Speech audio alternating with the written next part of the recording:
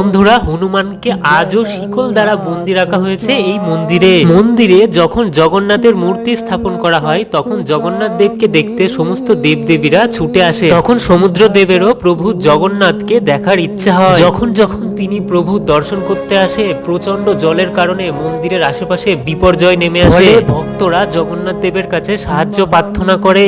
তখন জগন্নাথ দেব সমুদ্র দেবকে থামানোর জন্য হনুমানকে সমুদ্র তটে পাহারাদার বানান। একদিন সমুদ্র দেব চতুরতা দেখিয়ে হনুমানকে বলেন, তুমি প্রভুর কেমন ভক্ত যে কখনোই তার দর্শন করতে যাও না? তোমার কি কখনো ইচ্ছা হয় না প্রভু জগন্নাথ দেবের সৌন্দর্যকে দর্শন করার?